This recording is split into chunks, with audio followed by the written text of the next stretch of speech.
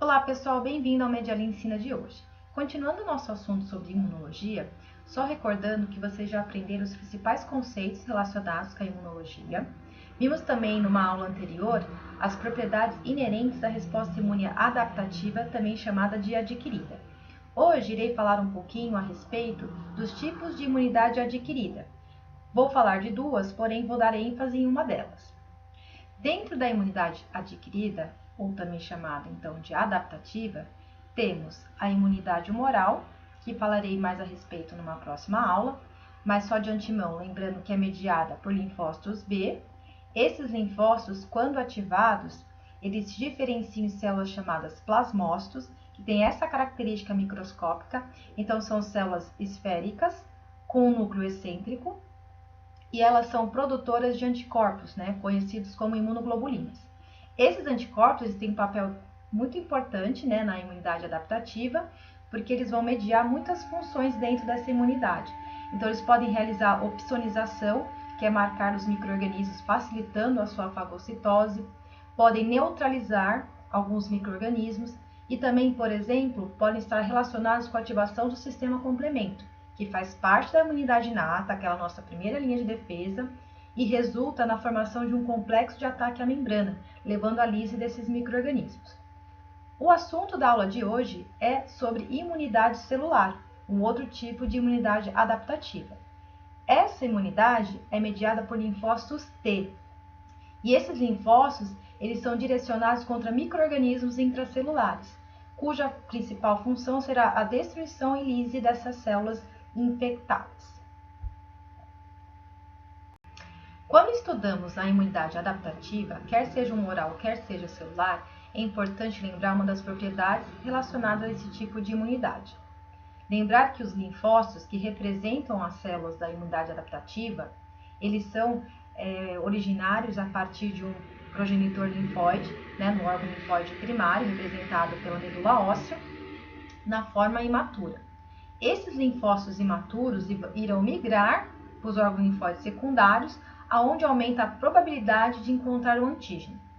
Esse antígeno, por sua vez, irá selecionar aquele linfócito, que se transformará em células efetoras, capazes, então, de executar funções relacionadas com a defesa orgânica. Então, os linfócitos B, quando ativados por um micro-organismo, eles irão se diferenciar em plasmócitos produtores de anticorpos. Já os linfócitos T, quando reconhecem o antígeno, e a gente vai aprender aqui nessa aula como se dá esse processo, no caso do linfócito T auxiliar, ele irá secretar citocinas que irão recrutar outras células relacionadas com a imunidade. Essas células podem estar relacionadas com o processo inflamatório, com a ativação de macrófagos, com a ativação de outros linfócitos, como os linfócitos T citotóxicos, culminando na lise dos micro-organismos. Tá? Então, aqui só para lembrar que além do linfócito T auxiliar, temos também o linfócito T citotóxico, também conhecido como CD8 positivo. Ele também vai reconhecer o antígeno e a gente vai entender qual que é o processo envolvido. E o produto final dessa ativação será a lise da célula infectada. E ainda temos o linfócito T regulatório, que ele vai ser importante para suprimir a resposta imune, porque a resposta imune exacerbada pode levar a reações de hipersensibilidade e até mesmo de autoimunidade. Ao estudarmos a imunidade adaptativa, também é importante lembrarmos sobre a maturação dos linfócitos. Então, os linfócitos, como eu já comentei anteriormente, eles se originam a partir de um progenitor linfóide comum, localizado na medula óssea, dando origem aos linfócitos B e T. Lembrar que esses linfócitos, morfologicamente, eles não são distinguíveis, então é importante a gente usar uma marcação para a identificação daqueles clusters de diferenciação chamados de CD, presentes na superfície dessas células, para a gente conseguir identificar a linhagem de linfócitos. Os linfócitos B, eles já saem da medula óssea com seus receptores do tipo BCR. Então, uma vez que eles encontrarem o antígeno, eles irão se transformar em células efetoras e desempenhar as funções associadas com a defesa orgânica. Já os linfócitos T, eles precisam ir para o timo, que também é um órgão linfóide primário, e por isso são chamados de linfócitos T, de timo dependentes, onde haverá a maturação dos seus receptores do tipo TCR. Uma vez que esses linfócitos apresentam os seus receptores, eles vão migrar para a circulação e a partir da circulação alcançam os órgãos linfóides secundários, aqui representado pelos linfonodos, pelo baço e para o tecido linfóide associado a mucosas. Nesses órgãos, aumenta a chance de encontrar um antígeno. Uma vez que esses antígenos selecionam esses linfócitos, como eu já falei, e é importante a gente sempre lembrar disso, irão se transformar em células efetoras e desempenhar as funções relacionadas com a imunidade. Caso esses linfócitos não sejam apresentados para nenhum tipo de antígeno nos órgãos linfóides secundários, eles retornam para a circulação e novamente para os órgãos linfóides secundários, aumentando cada vez mais a chance de se encontrar um antígeno. Aqui eu deixei em destaque para vocês para lembrar uma coisa em relação aos linfócitos T, tá? Tanto o linfócito T quanto o B, quando ativados, eles vão se transformar em células efetoras e células de memória. Mas aqui, em relação ao linfócito T. O linfócito T, comentei com vocês que a maturação acontece no timo.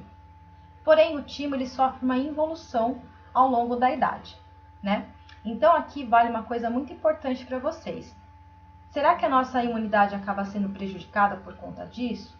Não. Por quê? Ao longo da idade, né, enquanto nós envelhecemos, há um acúmulo de células de memória por conta das diversas exposições ambientais. Essas células de memória acumuladas, elas acabam compensando a produção reduzida dessas células T imaturas. Então, a gente acaba tendo um balanço, né? O timo vai evoluir, isso faz parte, né, do processo fisiológico, mas isso não vai acometer a nossa defesa relacionada com a imunidade do tipo celular.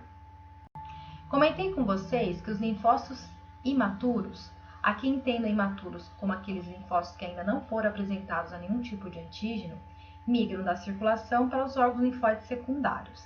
Essa migração se dá por quimiotaxia, uma vez que linfócitos T e B apresentam receptores específicos para determinadas quimiocinas. Os linfócitos B apresentam o receptor CXCR5 para uma determinada quimiocina que vai atraí-lo para a região de folículos. Então, os linfócitos B ocupam essas regiões de folículos localizadas na periferia do linfonodo. Lá é onde os linfócitos podem encontrar um antígeno, caso ele seja apresentado, né, ou ele esteja circulante. E uma vez que esses linfócitos B se tornam ativos, os folículos, que é a região onde eles ocupam, formam o que a gente chama de centro germinativo. Então, toda vez que eu tenho um folículo com centro germinativo, significa que eu tenho uma resposta mediada por linfócitos B ativa. Já os linfócitos T, eles migram para a região paracortical do linfonodo, também por quimiotaxia, uma vez que eles apresentam um receptor específico, que é o CCR7, que faz com que esses linfócitos ocupem essa região anatômica. Aqui só para exemplificar para vocês essa segregação dos linfócitos. Então, uma imagem de microscopia confocal, onde eu visualizo aqui na região de folículos, né, representada em verde, os linfócitos B, e essa região paracortical vermelha, onde estão inseridos os linfócitos do tipo T. Em outros órgãos linfóides secundários, como o baço, os linfócitos também irão assumir compartimentos anatômicos diferenciados. A gente observa aqui que os linfócitos do tipo T, eles se encontram margeando a arteríola central, formando as bainhas linfóides periarteriolares. Já os linfócitos do tipo B, eles se agrupam aqui nas regiões de folículos localizados na periferia da polpa branca. Se a gente for observar o tecido linfóide associado à mucosa, os linfócitos já ocupam regiões diferenciadas também, porém de uma forma mais esparsa. Então, a gente observa aqui que na mucosa temos linfócitos fazendo a defesa do epitélio. E aqui na lâmina própria também encontramos linfócitos do tipo B, linfócitos do tipo T e até uma célula efetora, né, que é a célula plasmocitária, produtora de IgA. Lembrando que IgA é um importante, né, anticorpo, ou seja, uma imunoglobulina que confere defesa a mucosas. Em algumas regiões, por exemplo, do intestino delgado, a gente consegue ver uma região um pouco mais organizada, onde irão se acumular esses linfócitos, né, que são as placas de Palha. Mas o que eu quero que vocês entendam, que aqueles linfócitos imaturos, eles só irão reconhecer antígenos quando migrarem para esses órgãos linfóides secundários. Tendo em vista todas as informações aqui passadas até o presente momento, agora podemos estudar todo o processo que envolve a imunidade adaptativa celular.